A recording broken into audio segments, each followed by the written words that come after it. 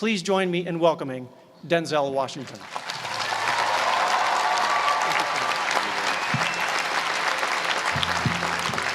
Thank you. Thank you very much.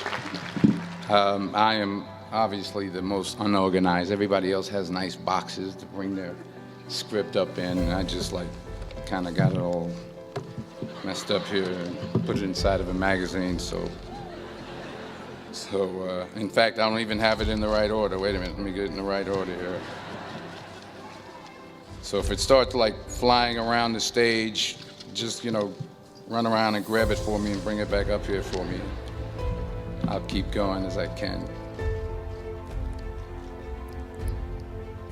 I found that nothing in life is worthwhile unless you take risks. Nothing. Nelson Mandela said, "There is no passion to be found playing small and settling for a life that's less than the one you're capable of living." Now, I'm sure in your experiences in school and applying to college and picking your major and deciding what you want to do with life, I'm sure people have told you to make sure you have something to fall back on. Make sure you got something to fall back on, honey. But I never understood that concept, having something to fall back on. If I'm going to fall, I don't want to fall back on anything except my faith. I want to fall forward. I figure at least this way I'll see what I'm going to hit. Fall forward. This is what I mean. Reggie Jackson struck out 2,600 times in his career, the most in the history of baseball. But you don't hear about the strikeouts. People remember the home runs. Fall forward. Thomas Edison conducted 1,000 failed experiments. Did you know that? I didn't know that. Because the 1,001st was the light bulb. Fall forward. Every failed experiment is one step closer to success. You've got to take risks, and I'm sure you've probably heard that before, but I want to talk to you about why that's so important.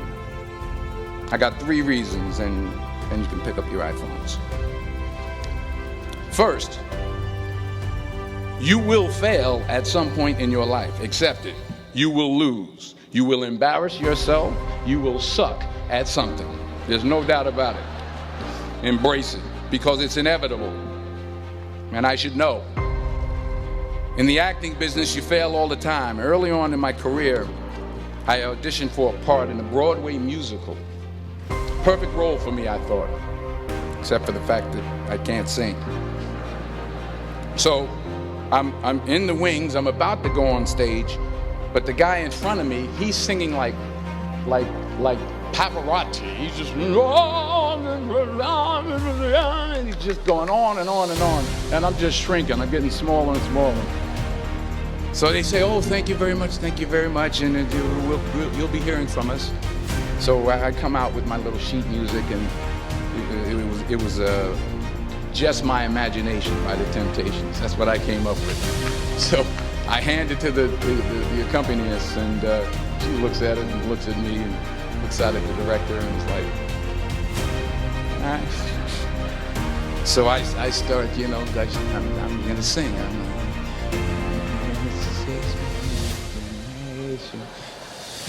Once again, coming away with me. And I'm not saying anything, so I'm thinking I'm getting better. So I just start getting into it. It was just running. This, thank you. Thank you very much, Mr. Washington. Thank you. So I assumed I didn't get the job. But the next part of the audition, he called me back. The next part of the audition is the acting part of the audition. So I'm like, hey, okay, maybe I can't sing, but I know I can act. So they pair me with this guy, and again, I didn't know about musical theater. And musical theater is big, so they could reach everyone all the way in the back of the stadium. And I'm more from a realistic, naturalistic kind of acting where you actually talk to the person next to you. So I don't know what my line was. My line was, well, hand me the cup. And his line was, well, I will hand you the cup, my dear. The cup will be there to be handed to you. I said, oh, okay. Well, should I give you the cup back? Oh, yes, you should give it back to me because you know that is my cup and it should be given back to me. I didn't get the job. But here's the thing. I didn't quit. I didn't fall back. I walked out of there to prepare for the next audition, and the next audition, and the next audition. I prayed. I prayed, and I prayed. But I continued to fail, and fail, and fail. But it didn't matter, because you know what? There's an old saying, you hang around the barbershop long enough, sooner or later you're going to get a haircut. So you will catch a break, and I did catch a break. Last year, I did a play called Fences on Broadway. Someone talked about it. Won the Tony Award. And I didn't have to sing, by the way. But here's the kicker. It was at the Court Theater. It was at the same theater that I failed that first audition 30 years prior. The point is, and I'll pick up the pace, the point is every graduate here today has the training and the talent to succeed. But do you have the guts to fail? Here's my second point about failure. If you don't fail, you're not even trying. I'll say it again. If you don't fail, you're not even trying. My wife told me this great expression. To get something you never had, you have to do something you never did. Les Brown's a motivational speaker. He made an analogy about this.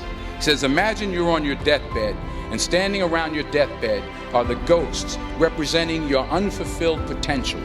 The ghost of the ideas you never acted on. The ghost of the talents you didn't use. And they're standing around your bed, angry, disappointed, and upset. They say, we came to you because you could have brought us to life, they say. And now we have to go to the grave together. So I ask you today, how many ghosts are going to be around your bed when your time comes?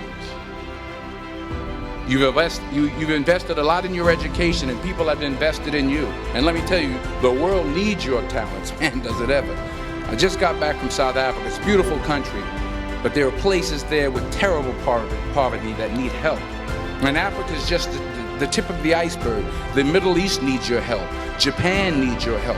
Alabama needs your help. Tennessee needs your help. Louisiana needs your help. Philadelphia needs your help. The world needs a lot, and we need it from you. We really do. We need it from you young people. I mean, I'm not speaking for the rest of us up here, but I know I'm getting a little grayer. We need it from you, the young people, because remember this. So you got to get out there.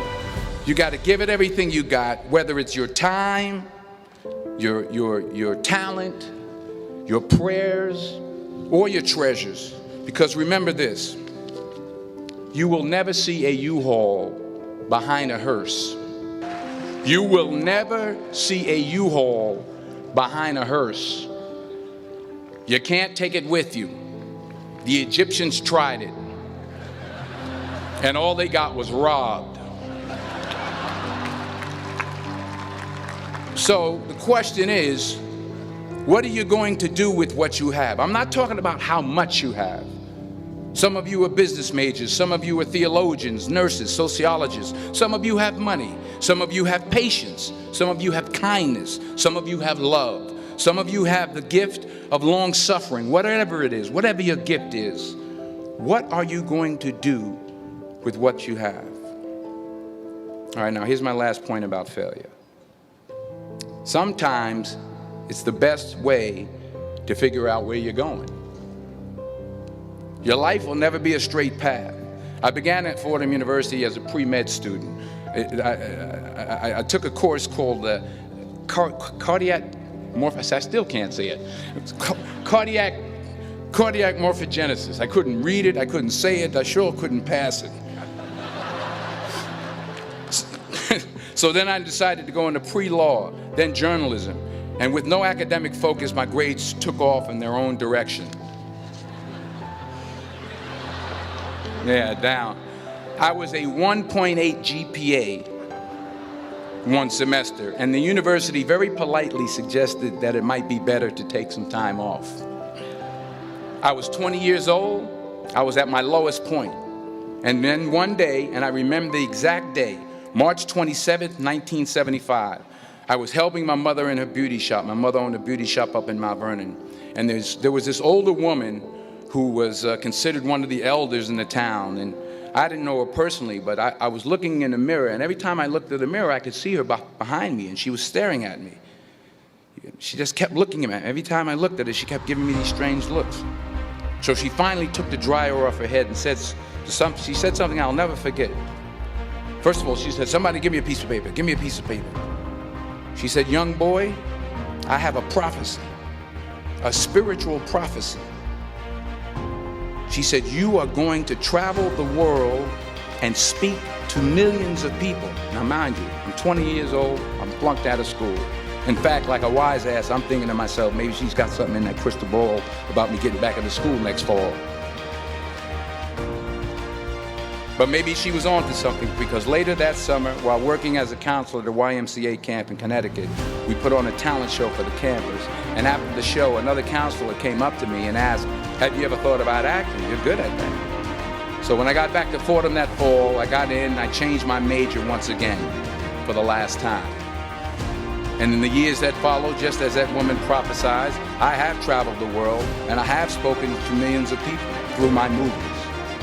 Millions who up till this day couldn't see me, who up till this day I couldn't see while I was talking to them, and they couldn't see me, they could only see the movie.